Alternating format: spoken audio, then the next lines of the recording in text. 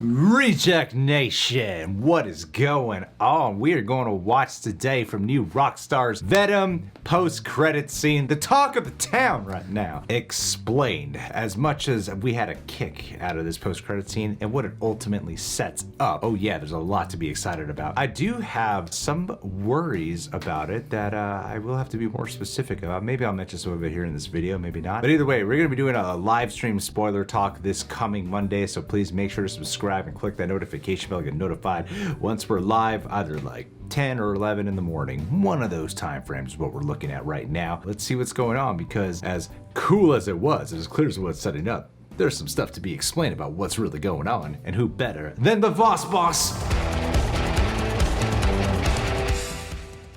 Welcome back to New Rockstars. I'm Eric Voss, and Venom Let There Be Carnage ends with a post-credit scene that'll make you say, "Oh shit!"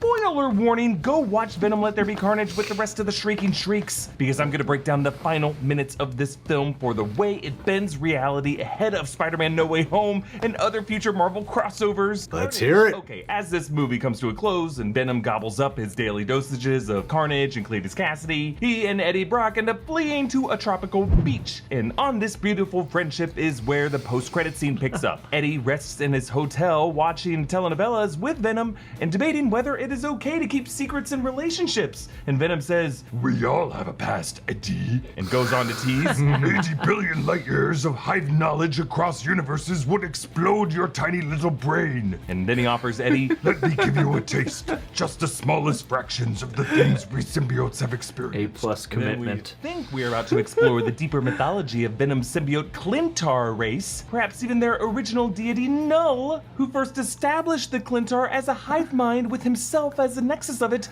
as he bore All Black the Necrosword, a sword with very important MCU ties as the weapon of Gore the God Butcher. Yeah, that's where all of our minds went. Pretty much. Every audience member. Every audience member was like, oh, we're about to go into the Clintar race. Definitely. And their god, their deity, though, yeah, we got so much to go into. Finally, I've been waiting for all this stuff to show up in the MCU. It's about time. That's where my mind jumped to. That's where everyone's mind jumped to. Yeah. Even the casual viewer jumped to there. That's what most casual viewers think of when they think of Venom. But before our cooler older brothers punch us in the shoulder and call us nerds, things take a turn, because the hotel room quakes, the TV flickers, the wallpaper and furniture warp around Eddie into a much fancier room as golden light floods from the outside. The ceiling fan goes from spinning rapidly, as it does in the not as good hotel rooms, to much higher and just spinning more casual, rich people ceiling fans. Even Eddie's backpack warps from his rugged hiking pack to a smaller teal carry-on, though we learn it is not his. After calming Venom down about the swan-folded towels, Eddie asks what he just did, and Venom claims, "It wasn't me." And then, boom, on the TV set is Cookie J.K. Monster Simmons voice. as Jonah Jameson reporting that Peter Parker is Spider-Man, the same moment from the Spider-Man Far From Home post-credit scene,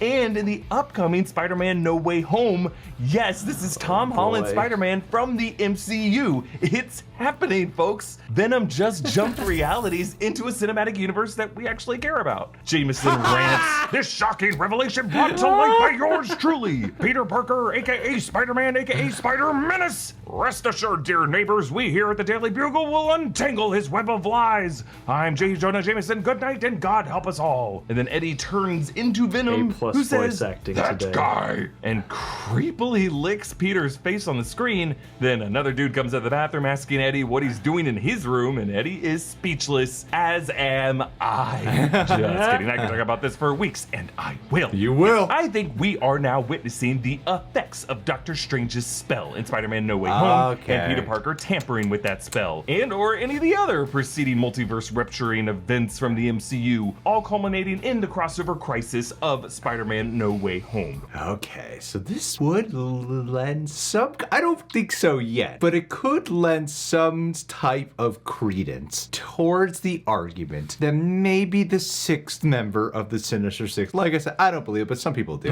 that Venom might be the sixth member of the Sinister Six. I don't think it's going to happen, but a lot of people are championing for that. Based off of the way Venom reacts, it would seem that maybe in this 80 billion whatever, maybe he does have some history with some version of Spider-Man? That we didn't see because it was didn't off see- screen yeah, it was off screen, in yeah. another universe as part of the Hive mind consciousness. The best way to find out about a long-standing rivalry. Or maybe their first act as Lethal Protector is, now that we are here, let's go and kill this menace. Imposter of us, Eddie. That means Tom Hardy's Venom is officially MCU canon, and not this weird, vaguely defined side universe in the Sony Spumsy. This is the latest of Sony's machinations to fold all of their Spider-Verse film properties into an epic crossover event with the Marvel Cinematic Universe in No Put Way us Home. in there! What makes this Put us so in there! Where's different Spider-Man is 2? it shows us what that crossover looks like from the perspective of one of those traveling characters mid-warp. There's a golden flash of light, perhaps caused by one of the golden runic bands of Doctor Strange's spell,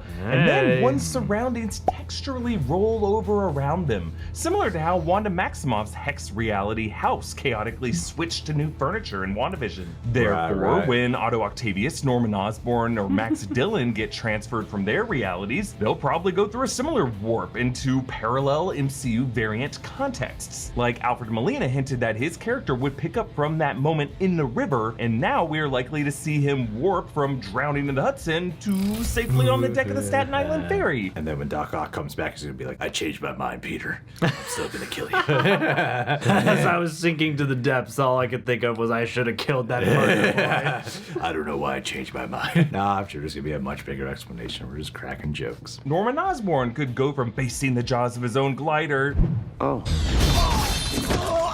to facing the jaws of Mr. Delmore's cat. Oh, good. Now, in Eddie Brock's universe, the Daily Bugle is a print newspaper with the same masthead as the one in the Sam Raimi films, but in the MCU, the Daily Bugle is an InfoWars-style online broadcast with a different logo. Eddie went from a Vice-style TV investigator in the 2018 film to a print reporter now, and Cletus Cassidy even mocked his sagging readership, so part of Eddie and Venom now might salivate at a version of the Daily Bugle that could get scoops this massive. Here we see Tom Holland, Peter Parker standing awkwardly unmasked outside of Penn Station, suggesting this is moments after his outing in the Far From Home post-credit scene, maybe after those onlookers mobbed him and took off his mask as we saw in the No Way Home trailer. I'm guessing that shot is not even in Spider-Man No Way Home. They just did that weird looking posing shot.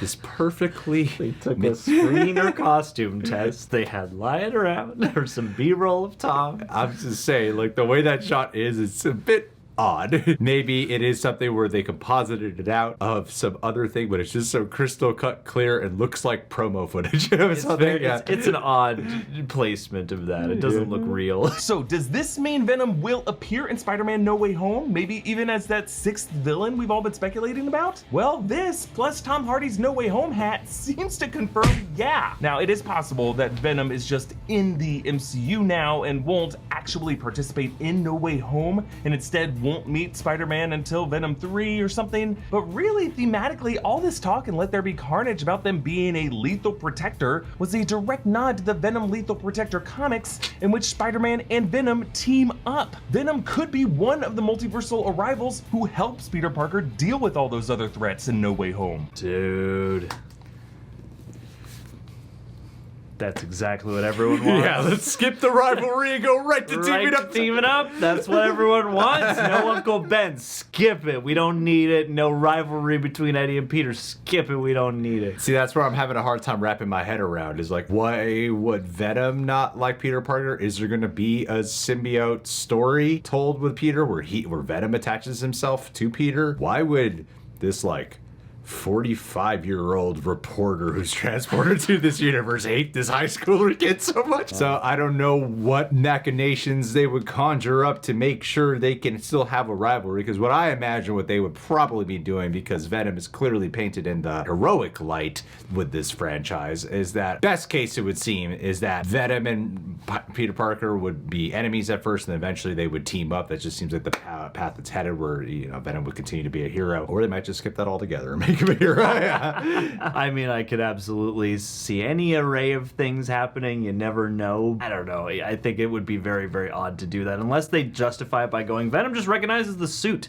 or something, which I could see, but it just wouldn't be satisfying. Just want to be satisfying or personal, because it feels like all these villains that he's fighting are from other universes and none of them are personal And villains they all have really personal ties to a Peter. but not our Peter, the MCU. Yeah, I don't know. I feel like if Venom shows up at all in No Way Home, I would hope that it's in a small supporting capacity, much like a lot of the other characters. Because, yeah, it's not about building his relationship up with Venom and Eddie Brock in that movie, you know? Even though Venom says it wasn't him who triggered this reality warp, we gotta admit, it's pretty coincidental that it happens right as he asked Eddie if he was ready for That's the movie for you. Mind across 80 billion light years. Perhaps it was trying to expand Eddie's mind. That might have been why Strange's spell selected them from this moment. Because the spell does have a certain wish fulfillment aspect to it, and perhaps the spell's malfunction whipped together other entities who overreached their mind's ability to grasp their linkage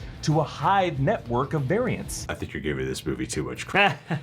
Yeah, you've seen the movie, right? Like, I was just talking up to what a coinkity good. That's what I was talking. It's all held together with a lick and a prayer. I don't think it's as thought out as you're thinking it through. Ooh, I wish it was. Now, there has been some talk of the live-action Spider-Verse being a manifestation of what comics nerds call the Web of Life and Destiny, which could be overseen by the comics figure Madam Web. Now, I don't know if the movies will go that far, but I do think Spider-Man No Way Home may try to give an in-universe answer to why there have been separate universes, like why Venom can exist in a universe without Spider-Man, when in the comics his whole whippiness is only because he was attached to Spider-Man before he latched on to Eddie Brock. And this in-universe why doesn't have to be because Sony just kept rebooting him. Yeah, we get it. But maybe from a narrative standpoint, because the MCU multiverse was destined to rupture, and Doctor Strange foresaw a need for multiple heroes with separate life experiences to combine their knowledge to keep the multiverse from spiraling into madness. And brace yourself, folks, because it is not going to stop with Spider-Man characters. In Doctor Strange in the Multiverse of Madness coming March 2022, it has been confirmed that the Scarlet Witch will face one major Fox Marvel character, meaning one of the X-Men or the Fantastic Four. And in this movie, we heard Frances Barrison call her powers mutations, which used to be a Marvel no-no word, but now that this is all linked to one big MCU with mutants on the horizon, the Multiverse of Madness is here. I'm glad you pointed that out, because that is something that flew over a lot of people's heads, you know? It's just because they don't say mutant. Yeah. Because mutation is just a... That's just science words. It's just a real Science word. And say mutant. Mutants is a made-up concept, only for the X-Men. Eddie Brock in an alternate reality hotel room will just be the first of many familiar faces who are gonna wake up to find themselves in a room with Captain America wallpaper. I mean, it can't just be me who wakes up to that. Hey, you can support New Rockstars by checking out our merch options at newrockstarsmerch.com. Follow me on Instagram and Twitter. Yin and yang. And subscribe to New Rockstars. Are you gonna call dibs? Is that it? With your like 10 million billion Spider-Man and Venom t-shirts? Are you buying it right now on camera? Is that what you're doing? So that I can never claim the Venom shirt. Thank you, Eric Voss, for putting this video together. I have some online purchases to make right now. Subscribe to New Rockstars if you haven't done so already. Keep a lookout for our live stream. This does explain a lot that my mind did not go to. I'll link to the Clintars. Guys, keep a lookout. And hey, let's do a pick. Flev Doran. If there's anyone right now who would love to experience some type of Spider-Man No Way Home multiverse transportation thingamajig, it would be you. Because from my understanding, the Marvel enthusiast you are not able to see this right now based off where you're located in the world. And you're gonna have to wait a while. That sucks. And I am so sorry. If I was able to have you latch on to me, we could symbiote ourselves together, I would totally take you to the theaters. Grab you a large popcorn, maybe eat the guy's head in front of us. But unfortunately, that's not real life. Real life is the US gets first dibs on the big movies, except for Bond. Anyway, Flev, I'm sorry, man, it's a weird shout out. Hopefully you're doing well, brother.